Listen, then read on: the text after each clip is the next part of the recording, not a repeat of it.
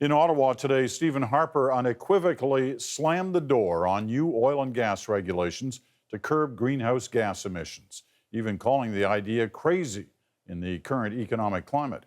Oil prices are still slumping around $64 a barrel. Despite a slight recovery today, the slide has left people in many parts of Canada bracing for impact, and politicians are warning about how bad it could be. The CBC's Briar Stewart joins us from Edmonton. Briar.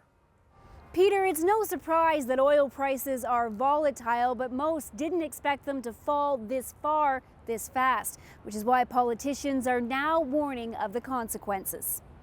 The change to our bottom line has been swift. 20% of Alberta's budget is paid for by oil royalties, and with the price sitting around $63 a barrel, it stands to lose billions. This represents a significant restriction, and Albertans will feel it. In Ottawa today, Prime Minister Stephen Harper warned that the government will not be rolling out the long-promised regulations on emissions in the oil and gas industry unless the U.S. moves to do the same.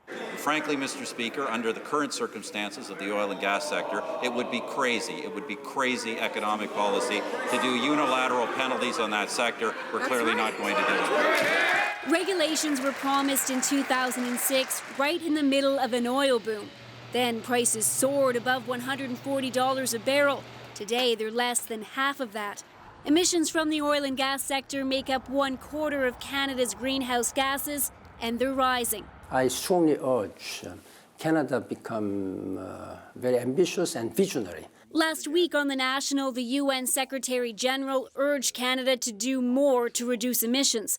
But the government has conceded it will not meet its targets for 2020. Now opposition members are saying low oil prices are the latest justification. I think this Prime Minister is in an ideologically bound position to not engage in any sort of environmentally responsible behavior, and is looking for any convenient excuses he can point to.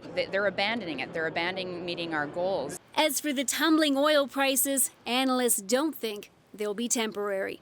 I mean, given what's happening on the supply side, this is basically where oil prices are probably going to settle in for some time now.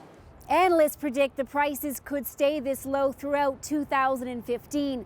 It's uncertain just how big of an impact it could have on the economy, and perhaps even more unclear just what happens to those proposed regulations when the prices do rebound. Peter. All right, we'll be watching for that, Briar. The CBC's Briar Stewart in Edmonton.